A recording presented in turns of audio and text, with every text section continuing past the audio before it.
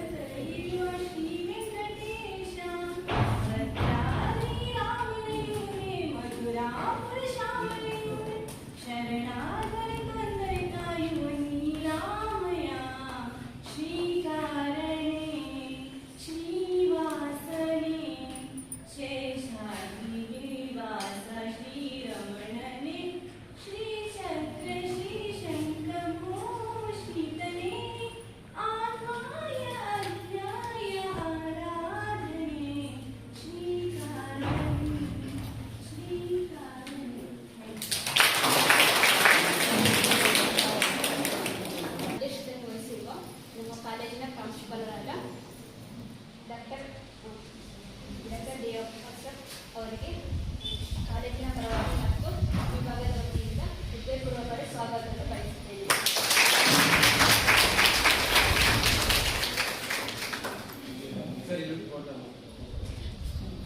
ಈ ಕಾರ್ಯಕ್ರಮದಲ್ಲಿ ವಿಶೇಷ ಉಪನ್ಯಾಸವನ್ನು ನೀಡಲು ಆಗಮಿಸಿರುವಂತಹ ಡಾಕ್ಟರ್ ರಾಜೇಶ್ವರಿ ಕುಲಕರ್ಣಿ ಮೇಡಮ್ ಅವರು, ಪ್ರಾಂಶುಪಾಲರು, GFGC ಕಾಲೇಜ್ ಜನರು, ಇವರಿಗೂ ಸಹ ವಿಭಾಗದ ವತಿಯಿಂದ ಹಾಗೂ ನನ್ನ ವೈಯಕ್ತಿಕವಾಗಿ ಸ್ವಾಗತವನ್ನು ಕೋರುತ್ತೇನೆ.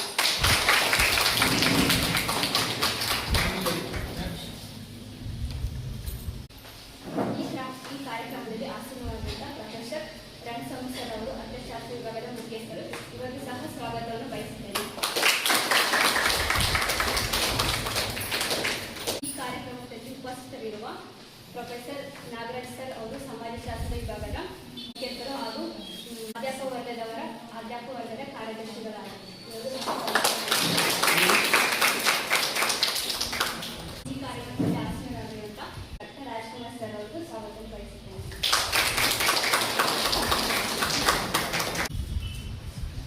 ಹಾಗೂ ಇತಿಹಾಸ ವಿಭಾಗದ ಪ್ರಾಧ್ಯಾಪಕರಾದ ಡಾಕ್ಟರ್ ರೇವಣ್ ಸಿದ್ದಾಪುರ ಸರ್ ಅವರಿಗೆ ಸ್ವಾಗತವನ್ನು ಬಯಸುತ್ತೇನೆ.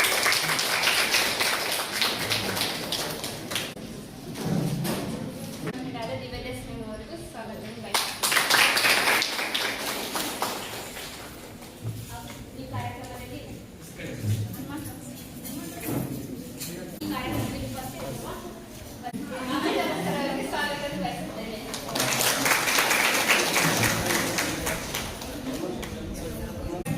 ವಿಭಾಗದಿಂದ ತಿಪ್ಪೇಸ್ವಾಮಿ ಸ್ವಾಗತವನ್ನು ಬಯಸುತ್ತೇನೆ. ಧನ್ಯವಾದಗಳು. Thank you sir. ಹಾಗೂ ಈ ಕಾರ್ಯಕ್ರಮ ಯಶಸ್ವಿಯಾಗಬೇಕೆಂದರೆ ಕೇಂದ್ರ ಬಿಂದುಗಳಾದ ಫಸ್ಟ್ ಇಯರ್ಸ್, ಸೆಕೆಂಡ್ ಇಯರ್ಸ್ ಹಾಗೂ ಫೈನಲ್ ಇಯರ್ಸ್ ಪ್ರೀತಿ ಎಲ್ಲ ಸಹೋದರ ಮತ್ತು ಸಹೋದರರಿಗೆ ಹೃದಯಪೂರ್ವಕ ಸ್ವಾಗತವನ್ನು ಕೋರುತ್ತೇನೆ. ಎಲ್ಲರನ್ನು ಸ್ವಾಗತ ಮಾಡಲು ಅವಕಾಶ ಮಾಡಿಕೊಟ್ಟಂತ ತಮ್ಮೆಲ್ಲರಿಗೂ ಧನ್ಯವಾದಗಳು. ಹೃದಯಪೂರ್ವಕವಾಗಿ ಧನ್ಯವಾದಗಳನ್ನು. ಅಧ್ಯಕ್ಷೀಯ ನುಡಿಗಳನ್ನು ಆಡಲು ಬರುತ್ತಿದ್ದಾರೆ ಡಾಕ್ಟರ್ ದೇವಪ್ಪ, ಪ್ರಾಂಶುಪಾಲರು, HPPC ಸರ್ಕಾರಿ ಪ್ರಥಮ ದರ್ಜೆ ಕಾಲೇಜು. ಇತ್ತೀಚೆಗೆ ಮಿನಿಸ್ಟರ್ ಆದಂಥ ಶ್ರೀ ಟಿ ರಘುಮತಿ ಸರ್ ಅವರು ನಮಗೆ ಮಾಡಿಕೊಟ್ಟಿದ್ದಾರೆ. ಅವರಿಗೆ ಕೃತಜ್ಞತೆಯನ್ನು ಸಲ್ಲಿಸ್ತಾ ಅವ್ರ ನೆನಪಿನಲ್ಲಿ ನಮಗೆ ಇಷ್ಟೊಂದು ಫೆಸಿಲಿಟೀಸನ್ನು ಮಾಡಿಕೊಟ್ಟಿದ್ದಾರೆ. ಅವರಿಗೆ ಈ ಕಾಲೇಜಿನ ಇನ್ಫ್ರಾಸ್ಟ್ರಕ್ಚರನ್ನು ತುಂಬ ವ್ಯವಸ್ಥಿತವಾಗಿ ಮಾಡಿಕೊಟ್ಟಿದ್ದಾರೆ. ಅವರಿಗೆ ಕೃತಜ್ಞತೆಯನ್ನು ಸಲ್ಲಿಸ್ತಾ ಈ ಕಾರ್ಯಕ್ರಮವನ್ನು ಪ್ರಾರಂಭ ಮಾಡ್ತಿದ್ದೇವೆ. ನಿಮಗೆಲ್ಲರಿಗೂ ಗೊತ್ತಿರುವಂತೆ artificial intelligence is playing a crucial role in every field. There is no field where artificial intelligence has entered. ನೋಡಿರ್ಬೇಕು, ನಿಮಗೆ ಎಲ್ಲ ಫೀಲ್ಡಲ್ಲೂ ಕೂಡ artificial intelligence it is playing an important role. ಅದರಲ್ಲಿ ನಿಮಗೆ ಟಾಪಿಕ್ ಇರ್ತಕ್ಕಂಥದ್ದು ಹಾಗೆಯೇ the role of artificial intelligence in the growth of Indian economy. ನೀವೆಲ್ಲರೂ ಕೂಡ ಅರ್ಥಶಾಸ್ತ್ರದ ವಿಭಾಗದ ವಿದ್ಯಾರ್ಥಿಗಳಾಗಿದ್ದರಿಂದ ಇಂಡಿಯನ್ ಎಕಾನಮಿಗೆ ಆರ್ಟಿಫಿಷಿಯಲ್ ಇಂಟೆಲಿಜೆನ್ಸ್ ಕೊಡುಗೆ ಯಾವ ಥರ ಇರ್ತದೆ, artificial intelligence ಅವ್ರದ್ದು different field. For example, agriculture field, education field, or manufacturing field, healthcare delivery system field. In every field, it is playing a vital role. ಈಗ ಅಗ್ರಿಕಲ್ಚರ್ ಫೀಲ್ಡ್ಗೆ ಸಂಬಂಧಪಟ್ಟಂತೆ ನಿಮಗೆ ಏನು ಅನಿಸುತ್ತೆ ಅಂದ್ರೆ ಕೃಷಿ ಮಾಡಬೇಕಾದಾಗ so when to plough the land or when to sow seeds. So what are the seeds to be sowed, whether the weather is very supportive or not. ಇದೆಲ್ಲ ನಿಮ್ಗೆ ಹೇಗೆ ಗೊತ್ತಾಗುತ್ತೆ ಅಂತಂದ್ರೆ ನಿಮ್ಮ ಪಕ್ಕದವ್ರು ಯಾರಾದರೂ ಒಂದು ಜಮೀನನ್ನು ಉಳುಮೆ ಮಾಡಿದ್ರೆ you want to follow it. ಪಕ್ಕದವ್ರು ಯಾರಾದರೂ ಬಿತ್ತನೆ ಮಾಡಿದ್ರೆ you want to follow it. ಮತ್ತು ಅವ್ರು ಮತ್ತೆ ಏನಾದ್ರು ಒಂದು ಕೆಲಸ ಮಾಡಿದ್ರೆ every field you want to follow it. So without knowing proper weather report, ನಿಮಗೆ ಮಳೆ ಬರ್ತದೆ ಮಳೆ ಬರಲ್ಲ ಅಂತ ಜಮೀನು ಉಳುಮೆ ಮಾಡ್ತೀರಿ, ಒಂದೊಂದ್ಸರಿ ಬೀಜವನ್ನು ಬಿತ್ತನೆ ಮಾಡಿಬಿಡ್ತೀರಿ. But weather if you use artificial intelligence, it gives you proper information whether the soil is health or not, whether the soil is suitable to grow such crops. ಆ ಬೆಳೆನೇ ಬೆಳೆಯಲಿಕ್ಕೆ ಸಾಯಿಲ್ ಉಪಯೋಗ ಆಗಿತ್ತು, ಚೆನ್ನಾಗಿದೆ ಚೆನ್ನಾಗಿಲ್ವಾ, ಸಾಯಿಲ್ ಹೆಲ್ತ್ ಯಾವ ಥರ ಇದೆ, ಯಾವ ಬೆಳೆಯನ್ನು ಬೆಳಿಬಹುದು, ಸಮಯ ಸೂಕ್ತ ಇದೆಯಾ, ಆಮೇಲೆ ನೀರು ಹೇಗೆ ಎಷ್ಟು ಬೇಕಾಗುತ್ತೆ. For everything artificial intelligence is very very useful, especially in the field of agriculture. ಮತ್ತು ಎಷ್ಟೊಂದು ಈಲ್ಡ್ ಕೊಡುತ್ತೆ, ಯಾವಾಗ ಕೊಡುತ್ತೆ, ಏನು, ಮತ್ತು ಮಾರ್ಕೆಟಿಂಗ್ ಪ್ರತಿಯೊಂದೂ ಕೂಡ ಇನ್ಫಾರ್ಮೇಶನ್ ಸಿಗುತ್ತೆ. ಫಾರ್ ಎಕ್ಸಾಂಪಲ್ ನಿಮಗೆ ಈಗ if you come to the field of education, ನಿಮ್ಗೆಲ್ಲರೂ ಕೂಡ ಒಂದು ಟ್ಯೂಟರ್ ಅಂತ ಬರ್ತಾರೆ ನಿಮ್ಮ artificial intelligence. So if want to learn anything you can learn. So everything is in the hands of or it is your future in your hands. ನಿಮ್ಮ ಭವಿಷ್ಯ ನಿಮ್ಮ ಕೈಯಲ್ಲಿ. ಹೇಗೆ ಅಂತಂದ್ರೆ if you want to learn something then you can learn by using the artificial intelligence. Anything can be learned. ಏನ್ ಬೇಕಾದ್ರೂ ಕಲಿಬಹುದು, anything can be read, ಏನ್ ಬೇಕಾದ್ರೂ ಓದಬಹುದು. It is left to you how we are going to make use of the facility of artificial intelligence. ಯಾವ ಥರ ಬಳಸ್ಕೊತಿದ್ರೆ ಅನ್ನೋದ್ರ ಮೇಲೆ depend ಆಗುತ್ತೆ. ನೆಕ್ಸ್ಟ್ ಮೆಡಿಸಿನ್ ಫೀಲ್ಡ್ ಬಂದ್ರೆ it gives every information as far as the medicine is concerned or the disease is concerned, or it can predict also the effects of the disease. ಅದನ್ನ ಪೂರ್ವಭಾವಿ ಮುಂಚಿತವಾಗಿ ಹೇಳ್ಬಿಡ್ತೀವಿ, ಇಂಥ ಕಾಯಿಲೆ ಬಂದ್ರೆ ಇದಕ್ಕಿಂತ ಸಮಸ್ಯೆಗಳು ಬರ್ತದೆ, ಇದಕ್ಕಿಂತ ಪರಿಹಾರಗಳು ಅದನ್ನು ಕೊಟ್ಬಿಡ್ತಾರೆ. ಹಾಗೆ ಮ್ಯಾನುಫ್ಯಾಕ್ಚರಿಂಗ್ ಫೀಲ್ಡ್ ಬಂದಾಗ ಕೂಡ ಆ ಗೂಡ್ಸ್ ಉತ್ಪಾದನೆ ಮಾಡಿದಾಗ ಅದು whether it is correct or defective goods ಇದ್ದಾಗ ಡಿಫೆಕ್ಟಿವ್ ಇನ್ಫಾರ್ಮೇಶನ್ ಕೊಡ್ತಾರೆ. ಸೊ ಪ್ರತಿಯೊಂದನ್ನು ಕೂಡ ಇನ್ಫಾರ್ಮೇಶನ್ ಕೊಡ್ತಾರೆ ಆರ್ಟಿಫಿಷಿಯಲ್ ಇಂಟೆಲಿಜೆನ್ಸ್. ಅಂದ್ರೆ ಸ್ಪೀಡ್ ಅಪ್ ಮಾಡುತ್ತೆ, ಆರ್ಥಿಕ ಬೆಳವಣಿಗೆಯನ್ನ ಸ್ಪೀಡ್ ಅಪ್ ಮಾಡುತ್ತೆ, ಅದ್ರ ಜೊತೆಗೆ ಸಾಮಾಜಿಕ ಬೆಳವಣಿಗೆನೂ ಕೂಡ ಆಗುತ್ತೆ. ಯಾವಾಗಲೂ ಕೂಡ ಒಂದು ದೇಶ ಆರ್ಥಿಕವಾಗಿ ಮುಂದುವರಿಯುವಾಗ ಅದ್ರ ಜೊತೆನಲ್ಲೇ ಸಾಮಾಜಿಕವಾಗಿಯೂ ಕೂಡ ಅದು ಮುಂದುವರಿತಾ ಇರುತ್ತೆ. ನೋಡಿ, ಎಷ್ಟೋ ವರ್ಷಗಳವರೆಗೆ ಮಹಿಳೆಯರು ಮನೆಯಿಂದ ಆಚೆ ಬಂದಿರಲಿಲ್ಲ. ಯಾಕೆ ಅಂತಂದ್ರೆ ಗುಡಿ ಕೈಗಾರಿಕೆಗಳಿದ್ವು ಮತ್ತು ಗೃಹ ಕೈಗಾರಿಕೆಗಳು ಇದ್ವು. ಮನೆ ಒಳಗಡೆ ಕೆಲಸ ಮಾಡ್ತಾ ಇದ್ರು ಎಲ್ಲರೂ ಕೂಡ. ಯಾವಾಗ ದೊಡ್ಡ ದೊಡ್ಡ ಕಾರ್ಖಾನೆಗಳು ಎಸ್ಟಾಬ್ಲಿಷ್ ಆಗ್ತವೋ, ನೆಹರು ಕಲ್ಪನೆ ಪ್ರಕಾರವಾಗಿ ದೊಡ್ಡ ದೊಡ್ಡ ಕಾರ್ಖಾನೆಗಳು ಎಸ್ಟಾಬ್ಲಿಷ್ ಆದಾಗ ಅಲ್ಲಿಗೆ ಕೆಲಸ ಮಾಡಲಿಕ್ಕೆ ಎಲ್ಲರೂ ಕೂಡ ಮನೆಯಿಂದ ಹೊರಗಡೆ ಬರಬೇಕಾಗುತ್ತೆ, ಅನಿವಾರ್ಯವಾಗಿ ಬರಬೇಕಾಗ್ತದೆ. Irrespective of caste, creed, race, religion, sex. ಮನೆಯಿಂದ ಹೊರಗಡೆ ಬಂದಾಗ ಒಂದು ಫ್ಯಾಕ್ಟರಿನಲ್ಲಿ ಎಲ್ಲರೂ ಕೂಡ ಸೇರಿ ಕೆಲಸ ಮಾಡುವಾಗ ಯಾವುದೇ ಜಾತಿ ಭಾವನೆ ಇಲ್ಲ, ಯಾವುದೇ ಧರ್ಮದ ಭಾವನೆ ಇಲ್ಲ, ಯಾವುದೇ ರೇಸ್ ಎನ್ನುವಂತ ಭಾವನೆ ಇಲ್ಲ, ಯಾವುದೇ ಸೆಕ್ಸ್ ಎನ್ನುವಂತ ಭಾವನೆ ಇಲ್ಲ. ಎಲ್ಲರೂ ಒಟ್ಟಾಗಿ ಕೆಲಸ ಮಾಡಬೇಕಾಯ್ತು ಒಂದು ಕಾರ್ಖಾನೆಯಲ್ಲಿ. ಅವಾಗ ಹಳ್ಳಿ ವ್ಯವಸ್ಥೆ ಇದ್ದಾಗ ಏನಿದ್ದಾಗ ಮನೆಯಿಂದ ಹೊರಗಡೆ ಬರಬಾರ್ದು, ಜಾತಿ ವ್ಯವಸ್ಥೆ ಇತ್ತು. ಕೆಳವರ್ಗದವರು ದಾರಿನಲ್ಲಿ ಹೋಗ್ಲಿಕ್ಕೆ ಅವಕಾಶಗಳಿಲ್ಲ, ಕುಡಿಲಿಕ್ಕೆ ಮುಟ್ಟಿಸ್ಕೊಳ್ಬಾರ್ದು, ಮನೆ ಒಳಗಡೆ ಬರಬಾರ್ದು, ಇದೆಲ್ಲ ಇತ್ತಲ್ಲ. ಯಾವಾಗ ದೊಡ್ಡ ದೊಡ್ಡ ಕಾರ್ಖಾನೆಗಳಲ್ಲಿ ಎಸ್ಟಾಬ್ಲಿಷ್ ಆಯಿತು ಅವಾಗ ಸಮಾಜ ವರ್ಗಗಳಿಂದ ಎಲ್ಲರೂ ಕೂಡ ಕಾರ್ಖಾನೆಗಳಲ್ಲಿ ಕೆಲಸ ಮಾಡಲಿಕ್ಕೆ ಗ್ರಾಮೀಣ ಪ್ರದೇಶಗಳಿಂದ ನಗರಗಳಿಗೆ ವಲಸೆ ಬರ್ತಾರೆ.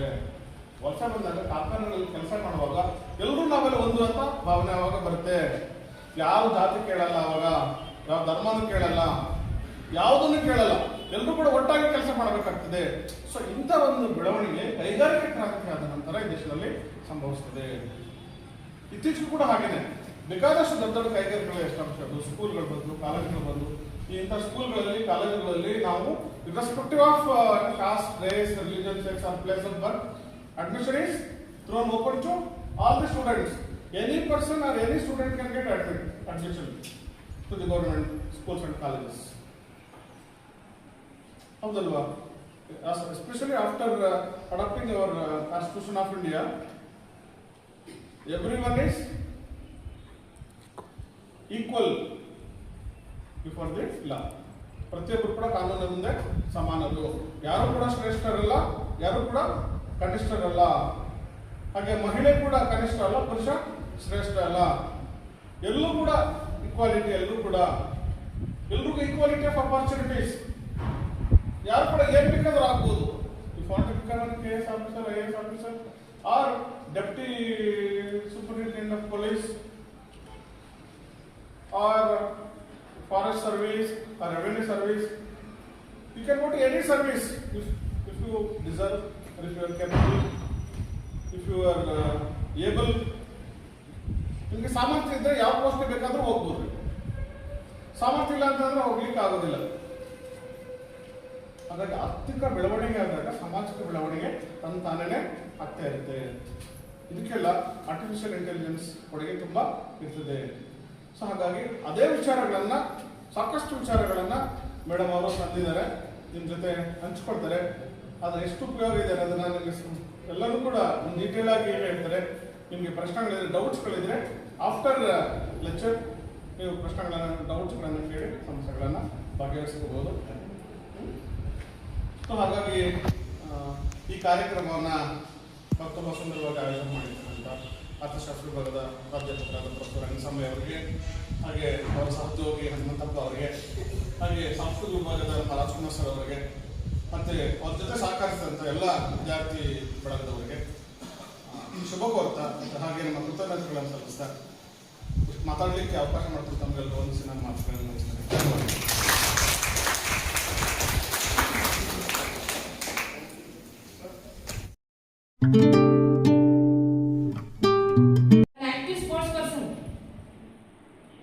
ಮಿಡಲ್ ಡಿಸ್ಟೆನ್ಸ್ ಎಲ್ಲ ಕಾಲೇಜ್ ಪ್ರೈಮರಿಯಿಂದ ಹಿಡಿದು ಸೆಕೆಂಡ್ PG ರೆಗ್ಯುಲರ್ ಪ್ರಾಕ್ಟೀಸ್ ಮಾಡ್ತಿದ್ದೆ. ದಿನ 5 ಕಿಲೋಮೀಟರ್ಸ್ ಅರ್ಲಿ ಮಾರ್ನಿಂಗ್ 4:45. ಯಾರು ನನಗೇನು ಹೇಳ್ತಿದ್ದಿಲ್ಲ. My parents was a big inspiration. ನಮ್ಮ ತಂದೆ ತಾಯಿ was a big inspiration for us. And backing ಭಾಳ ಇತ್ತು.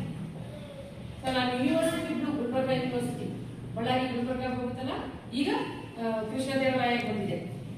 ಆ ಕಾಲಕ್ಕೆ Gulbarga university 6 silver medal 1 gold. ನಾನು ಯೂನಿವರ್ಸಿಟಿ ಬ್ಲೂ ಅಂದ್ರೆ ಏನ್ ಕೊಡ್ತಾರೆ? ಬ್ಲೂ ಬ್ಲೇಸರ್ ಕೊಡ್ತಾರೆ, ಕೋಟ್. ಅದಕ್ಕೆ ಒಂದು ಕಾಲೇಜ್ ಯೂನಿವರ್ಸಿಟಿ ಎಂಬ್ಲಮ್ ಇರುತ್ತೆ, ಎಲ್ಲರ ಹತ್ರ ಇರಲ್ಲ. ಇಂಟರ್ ಯೂನಿವರ್ಸಿಟಿ ಪಾರ್ಟಿಸಿಪೇಟ್ ಮಾಡಿರುವಂತ ಸ್ಟೂಡೆಂಟ್ಸ್ ಮಾತ್ರ, ಸ್ಪೋರ್ಟ್ಸ್ ಪರ್ಸನ್ಸ್ ಮಾತ್ರ ಇರುತ್ತೆ. ಸೊ ಅದಾಗದೆ NCC, ಇವತ್ತಿನ ಕಾಲೇಜ್ ಕ್ಯಾಂಪಸ್ ಅಲ್ಲಿ NCC ನೋಡ್ತಿದ್ದೀರಲ್ಲ, ಅದರ ಹಿಂದೆ ಶ್ರಮ ನಂದು ಇದೆ. 10 ವರ್ಷದ ಶ್ರಮ. ನಾನು 2000 ಅಲ್ಲಿ ಬಳ್ಳಾರಿಯಿಂದ ಇಲ್ಲಿ ಟ್ರಾನ್ಸ್ಫರ್ ಆಗಿ ಬಂದಾಗಿಂದಲೂ ಅದನ್ನ ಆಕ್ಟಿವ್ ಆಗಿಟ್ಟಿದ್ದೆ. ಬಟ್ ಯೂನಿಟ್ ಇದ್ದಿಲ್ಲ ಅವಾಗ. ನಮ್ಮ ಸ್ಟೂಡೆಂಟ್ಸ್ ದುರ್ಗಕ್ಕೆ ಹೋಗ್ತಿದ್ರು, ಅಲ್ಲಿ ಅವರು ಪಾರ್ಟಿಸಿಪೇಟ್ ಮಾಡ್ತಿದ್ರು. ಸೊ ಲಾಸ್ಟ್ 3 years ಅನ್ಕೋತೀನಿ ನಾನು ಟ್ರಾನ್ಸ್ಫರ್ ಆಗಿ ಹೋದ್ಮೇಲೆ ಇಲ್ಲಿ ಯೂನಿಟ್ ಸ್ಟಾರ್ಟ್ ಆಯ್ತು. ಇಡೀ ಇದರಲ್ಲಿ ತಾಲೂಕು. ಸೊ ಇದರಲ್ಲಿ ನಮ್ಮ ಸ್ಟೂಡೆಂಟ್ ಮತ್ತು ನನ್ನ ಕಲೀಗ್ ಆಗಿರುವಂತ ರಘುನಾಥ್ ಸರ್ ಅವ್ರದ್ದು ಶ್ರಮ ಬಹಳ. 10 ವರ್ಷ ನಾನು ಶ್ರಮಿಸಿದ್ದೀನಿ, 10 ವರ್ಷ ಅವ್ರು ಶ್ರಮಿಸಿದ್ದಾರೆ NCC ಯೂನಿಟ್ ಇವತ್ತು ಸ್ಟಾರ್ಟ್ ಆಗಲಿಕ್ಕೆ. ಅದು ಯಾಕೆ ಅಂದ್ರೆ ನಾನು ಸ್ಟೂಡೆಂಟ್ ಇದ್ದೀನಿ. ಜೂನಿಯರ್ ವಿಂಗ್ ಅಲ್ಲಿ 3 years of NCC I have done.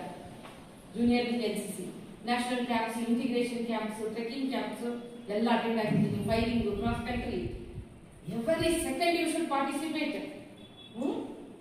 ಹಾಗಿರ್ಬೇಕು. ಏನೇನು ಕಲ್ಚರಲ್ ಆಕ್ಟಿವಿಟೀಸ್ ಪಾರ್ಟಿಸಿಪೇಟ್ ಮಾಡ್ತಿದ್ದೆ. ರಂಗೋಲಿ, ಅದರ ಕನ್ಸಲೇಷನ್ ಪ್ರೈಸ್.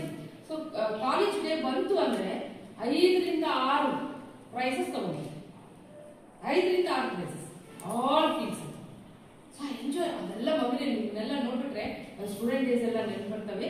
ಸೊ ಬಹಳ ಫ್ರೂಟ್ಫುಲ್ ಆಗಿ ನಾನು ನನ್ನ ಟೈಮ್ ಇನ್ವೆಸ್ಟ್ ಮಾಡಿದ್ದೀನಿ, ರಿಟರ್ನ್ಸ್ ಪಡೆದಿದ್ದೀನಿ ಅಂತ ಖುಷಿ ಪಡ್ತೀನಿ. ಸೊ ಅವ್ರು ಯಾರು ನಿಮಗೆ ಸೊ ನೀವು ಹಿಂಗೆ ಮಾತಾಡ್ತಿದ್ದ ಅಂತ ಅನ್ಕೋಬಿಡಿ. ಇವತ್ತು ಆ್ಯಕ್ಟಿಂಗ್ ಮಾಡಿದ್ರೆ ಅಷ್ಟು ಮಾಡ್ತಿದ್ದೀನಿಮ್ಮ. ಐ ವಾಸ್ ವೆರಿ ಶೈ, ಮಾತಾಡ್ತಿದ್ದಿಲ್ಲ, ಚೆನ್ನಾಗಿ ಗಿಸೆ ಎಲ್ಲ ಬರ್ಬಿಡ್ತಿದ್ದೆ ಕಾಂಪಿಟೇಷನ್. ಮಾತು ಅಂದ್ರೆ ಒಂದು ಲೆಕ್ಚರರ್ ಅಂತ ಆಕ್ಸಿಡೆಂಟಲ್ ಆಗಿ ಆಗಿದೆ. It was by accident I become a club certificate, but I enjoy my work. ಮಾತಾಡಕ್ಕೆ ಅಷ್ಟು no knowledge was there but it is not come out. So ಆ ರೀತಿ ನಿಧಾನಕ್ಕೆ ಪ್ರಶ್ನೆ ಕೇಳೋದು, ಯಾರು ನನ್ನ ಹೆಸರು ಕಾಲೇಜಲ್ಲಿ ಎಫ್ಸಿ ಅಟೆಂಡೆನ್ಸ್ ಬಿಟ್ಟು ಬೇರೆ ಹಾಕ್ಬಿಟ್ರೆ ಅಷ್ಟು ಒಂಥರ ಭಯ ಆಗುತ್ತೆ. ಸೊ ಅದೆಲ್ಲ ಕಾಮಿಸ್ಕೊಂಡಿದ್ದೆ.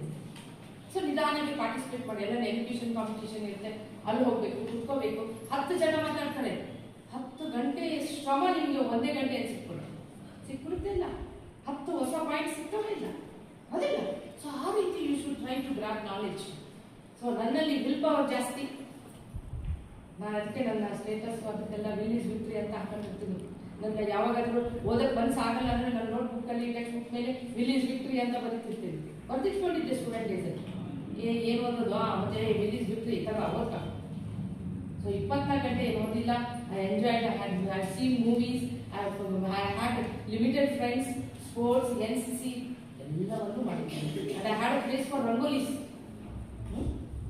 ಸೊ ಈ ರೀತಿ all type of activities I participated. ಅದ್ರ ಜೊತೆಗೆ ಸ್ಪೋರ್ಟ್ಸ್ ಅಂದ್ರೆ ಈಗೇನು ಓದಿಸ್ತಾರೆ ಬಿಡಿ ಮೇಡಮ್, ಆ ಪಾರ್ಟಿ 5 ಕಿಲೋಮೀಟರ್ ಓಡಿದ್ಮೇಲೆ ನೋ. ನಾನು IAS ಪ್ರಿಪೇರ್ ಆಗ್ತಿದ್ದೆ. ನನ್ನ PG ನಾನು ಧಾರವಾಡಲ್ಲಿ ಕರ್ನಾಟಕ ಯೂನಿವರ್ಸಿಟಿಯಲ್ಲಿ ಮುಗಿಸಿದ್ದೀನಿ ಫಸ್ಟ್ ಕ್ಲಾಸಲ್ಲಿ ಆ ಕಾಲಕ್ಕೆ. ದೆನ್ ನಾನು PUC ಇಂದಾನೆ IASಗೆ ಪ್ರಿಪರೇಷನ್ ಮನೆಯಲ್ಲಿ ಸ್ಟಾರ್ಟ್. Every day 1 hour. ನನ್ನ ತಂದೆ ಒಂದು ನ್ಯೂಸ್ ಪೇಪರ್, ಒಂದು ನ್ಯೂಸು ಮತ್ತೆ ಕಾಂಪಿಟೇಟಿವ್ ಸಕ್ಸಸ್. ದಿನ ಒಂದು ನ್ಯೂಸ್ ನೋಡೋದು, ಒಂದು ನ್ಯೂಸ್ ಪೇಪರ್ ಓದೋದು. ಕಾಲೇಜಲ್ಲಿ ಲೈಬ್ರರಿಯಲ್ಲಿ ಇರುತ್ತಲ್ಲ ಹೆಡ್ಲೈನ್ಸ್ ಓದ್ಕೋಬೇಕು. ಒಂದು ಕಾಂಪಿಟೇಟಿವ್ ಬುಕ್ ಅನ್ನು ನೀವು ಓದಬೇಕು. ಇಲ್ಲ ಲೈಬ್ರರಿಯಲ್ಲಿ ಸಾಕಷ್ಟು ಇದಾವೆ ಅದೇ. ಸೊ ಅವೆಲ್ಲವನ್ನು ಉಪಯೋಗ ಮಾಡ್ಕೋಬೇಕು ಸ್ವಂತ. I did go for any coaching. ನಾವು ಯಾವ ಲ್ಯಾಕ್ಸ್ ಆಫ್ ರುಪೀಸ್ ಸ್ಪೆಂಡ್ ಮಾಡಿಲ್ಲ. ನನ್ನ ತಂದೆ ಒಂದೇ ಮಾತು ಹೇಳಿದ್ರು, ಡೊನೇಷನ್ ಇಲ್ಲಮ್ಮ, ಡೌರಿ ಇಲ್ಲಮ್ಮ, ಪೆನ್ ಕೊಡ್ತೀನಿ, ಎಲ್ಲಿವರೆಗೂ ಓದ್ತೀನೋ ಓದ್ರಿ ಅಂತ ಹೇಳಿ. ಸೊ ನಮ್ಮ ತಂದೆ ಸಾರಿಗೆ 3 ಜನ ಹೆಣ್ಮಕ್ಳು, 2 ಗಂಡ್ಮಕ್ಳು, 5 ಜನ ನಾವು ಸಿಬ್ಲಿಂಗ್ಸ್. ಅದರಲ್ಲಿ 2 ಡಾಕ್ಟರ್ಸ್, 2 ಇಂಜಿನಿಯರ್ಸ್, ನಾನು ನನ್ನ ಸಾಧನೆ. ನನ್ನ ತಂದೆ 6 ವರ್ಷ ಆಯ್ತು. ಬಟ್ ಅವ್ರು ಕೊಟ್ಟಿರುವಂತಹ ಧೈರ್ಯ, ಅಪಾರ್ಚುನಿಟಿ, ಎಜುಕೇಶನ್, ಸೊ ಧೈರ್ಯ ತುಂಬಿದ್ರು ನಮ್ಮಲ್ಲಿ. ಸೊ ಆ ರೀತಿ ಆ ಥರ ಬ್ಯಾಕ್ಗ್ರೌಂಡ್ ಇಲ್ಲದೆ ಇರ್ಬೋದು, ಆದರೆ ಕಾಲೇಜಲ್ಲಿ ನಾವಿದ್ದೀವಲ್ಲ, ನಿಮಗೆ ಧೈರ್ಯ ತುಂಬಕ್ಕೆ. ನೀವು ಫಸ್ಟ್ ಜನರೇಷನ್ ಆಗಿರ್ಬೋದು, ನಾವಿದ್ದೀವಲ್ಲ second home. College second home ನಾವಿದ್ದೀವಿ. ಹೇಳ್ತೀವಿ ಫಸ್ಟ್ ಕೇಳಿಸ್ಕೋಬೇಕು. ನೀವು ಕಾಲೇಜಿಗೆ ಬಂದು ಎಕನಾಮಿಕ್ ಸ್ಟೂಡೆಂಟ್ಸ್ ತಾನೆ. Yes, what do? You spend your time? No, you should invest your time. ನಿಮ್ಮ ಸಮಯವನ್ನು ಓದಿನಲ್ಲಿ ಹೂಡಿಕೆ ಮಾಡಿ. ಹೂಡಿಕೆ ಮಾಡಿದ ಮೇಲೆ ಸಿಗುತ್ತೆ ಪ್ರತಿಫಲ ಸಿಗುತ್ತೆ. ಎಸ್ ಗುಡ್, ಲಾಭ. ಅದೇ ಮಾತಾಡ್ಬೇಕು ನಮ್ಮ ಭಾಷೆ, ಅರ್ಥಶಾಸ್ತ್ರದಲ್ಲಿ ಸಂಪತ್ತು ಸಿಗುತ್ತೆ, ಲಾಭ ಸಿಗುತ್ತೆ, ಗೇನ್ಸ್, ಪ್ರಾಫಿಟ್ ಅದೇ. ಸೊ ನೀವು ಟೈಮ್ ಪಾಸ್ ಮಾಡಿಬಿಟ್ರಿ ಅಂದ್ರೆ 3 years ಡಿಗ್ರಿ ಆದ್ಮೇಲೆ you not have any opportunities. ಯಾವ ಸಂಪತ್ತು ಇಲ್ಲ, ಯಾವ ಇಲ್ಲ. ಈಗ ನೀವು ಸಮಯವನ್ನು ಹೂಡಿಕೆ ಮಾಡಿದ್ರೆ, invest in your studies. Time is ಮನಿ ಅಂತ ಬರೀತಿದ್ದೆ. ಆಕ್ಚುಲಿ ಓದಿದ್ರೆ ನಾನು ಟೈಮ್ ಈಸ್ ಮನಿ. ಅದೇ ಮೇಡಮ್ ಇದು ಟೈಮ್ ಈಸ್ ಮನಿ. ಪ್ರತಿ ಸೆಕೆಂಡ್ ನೀವು ಜ್ಞಾನಾರ್ಜನೆ ಮಾಡಿಬಿಟ್ರೆ, what is knowledge? Knowledge is capital.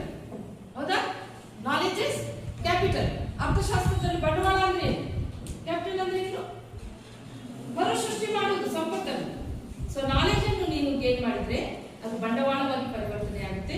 ಅದನ್ನು ಹೂಡಿಕೆ ಮಾಡಿ ಮುಂದಕ್ಕೆ ನೀವೇನು ಗಳಿಸ್ತೀರಾ? ಸಂಪತ್ತನ್ನು ಗಳಿಸ್ತೀರಾ. ಅದಕ್ಕೆ ಟೈಮ್ ಈಸ್ ಮನಿ. ಇವಾಗ ಟೈಮ್ ವೇಸ್ಟ್ ಮಾಡಿದ್ದೀರಿ ಅಂದ್ರೆ ಯಾರಿಗೂ ಲಾಸ್ ಅಲ್ಲಪ್ಪ. ಏನಮ್ಮ, ಮುಂದೆ ನಿಮಗೆ ಲಾಸ್. ನಿಮ್ಮ ಸಂಪತ್ತು ಕಡಿಮೆ ಆಗೋಗುತ್ತೆ, ನಿಮ್ಮ ಜೀವನದಲ್ಲಿ ಸುಖ ಸಂತೋಷ ಕಡಿಮೆ ಆಗುತ್ತೆ. ಅದೇಲ್ಲ. So invest your time, make best use of your time. So ಈ ರೀತಿ ಹೇಳ್ತಾಗ ನಾನು ಈ ರೀತಿ ಸ್ಟೂಡೆಂಟ್ ಡೇಸಲ್ಲಿ ನಾನು ಅಷ್ಟು ಮಟ್ಟಿಗೆ ಮಾಡ್ತಾ ಇದ್ದೆ. NCC, ಸ್ಪೋರ್ಟ್ಸ್ ಅವೆಲ್ಲವೂ ನಿಮಗೆ ಶಿಸ್ತು ತರುತ್ತೆ. ಜ್ಞಾನ, ಧೈರ್ಯ, ನಿಂತ್ಕೊಳ್ಳುವಂಥ, ಮಾತಾಡುವಂಥ ಧೈರ್ಯ ಎಲ್ಲ ಒಂದೇ ಸರಿಗೆ ಬರಲ್ಲ. ಸೊ ಇವತ್ತು ಗರ್ಲ್ಸ್ ಆಕ್ಟಿವ್ ಮಾಡಿದ್ರೆ ಖುಷಿ ಆಯ್ತು. ಏನಾಗಲ್ಲ, ತಪ್ಪಾದ್ರೂ ನೆಕ್ಸ್ಟ್ ಟೈಮ್ ಕಮ್ ಔಟ್. ಪ್ರಯತ್ನ ಬಿಡಬಾರ್ದು. Try until you go for perfection ಅಂತ. ಸೊ ಆನಂತರ ನನಗೆ KAS ಪಾಸ್ ಆದೆ ನಾನು ಆ್ಯಕ್ಚುಲಿ. ಬಟ್ ಕೆಲವು ಏನಂದರೆ ಮದುವೆ ಅವೆಲ್ಲ ಬರ್ತಾವಲ್ಲ, ಸೊ ಕೆಲವು ಕಾರಣಗಳಿಂದ KASಗೆ ನಾನು ಹೋಗಲಿಲ್ಲ. KPSC ಅಂದರೆ ಈ ಲೆಕ್ಚರರ್ಶಿಪ್ಪನ್ನು ನಾನು ಆಯ್ಕೆ ಮಾಡಿಕೊಂಡೆ. ಎರಡೂ ಸೈಮಲ್ಟೇನಿಯಸ್, ಒಂದು ಪೈಸಾ ಖರ್ಚು ಮಾಡಿಲ್ಲ. Everything with return entrance everything. So ನನಗೆ ಎರಡೂ ಸೈಮಲ್ಟೇನಿಯಸ್ ಸೆಲೆಕ್ಟ್ ಆಗಿದೆ. ಸ್ಲೆಟ್ ಪಾಸ್ ಆಗಿದ್ದೀನಿ, MPhil ಮಾಡಿದ್ದೀನಿ, PhD ಮಾಡಿದ್ದೀನಿ. ದೆನ್ ಈ ಪ್ರೊಫೆಸರ್ಶಿಪ್ಗೆ ಅಪ್ಲೈ ಮಾಡ್ಕೊಳ್ತಾ ಇದ್ದೀನಿ. ಸೊ ಈ ರೀತಿ ಸಾಧನೆ it keeps you very young. You got reading, writing and doing things ಅಲ್ಲ, ಕೀಪ್ಸ್ ಯು ಯಂಗ್ ಅಂತ. ಸೊ ಸಿರುಗುಪ್ಪ ನನ್ನ ಸ್ಟಾರ್ಟಿಂಗ್ ಅಪಾಯಿಂಟ್ಮೆಂಟ್. ಆಮೇಲೆ ಬಳ್ಳಾರಿಯಲ್ಲಿ ಒಂದು 3 ವರ್ಷ ಇದ್ದೆ. ಆನಂತರ 23 ವರ್ಷ ಈ ಕಾಲೇಜಲ್ಲಿದ್ದೆ. ಹೊಸದುರ್ಗದಲ್ಲಿ ಒಂದು 6 ತಿಂಗಳ ಕೆಲಸ ಮಾಡಿದ್ದೀನಿ. ಮೊಳಕಾಲ್ಮೂರಲ್ಲಿ ಮಾಡಿದ್ದೀನಿ. ಬಳ್ಳಾರಿಯಲ್ಲಿ ವೀರಶೈವ ಕಾಲೇಜು, ASM ವಿಮೆನ್ಸ್ ಕಾಲೇಜಲ್ಲಿ ಕೆಲಸ ಮಾಡಿದ್ದೀನಿ. ಸರಳಾದೇವಿಯಲ್ಲಿ ಮಾಡಿದ್ದೀನಿ. ಮತ್ತೀಗ ಜಗಳೂರು ಕಾಲೇಜಲ್ಲಿ ಪ್ರಿನ್ಸಿಪಲ್ ಆಗಿದ್ದೀನಿ.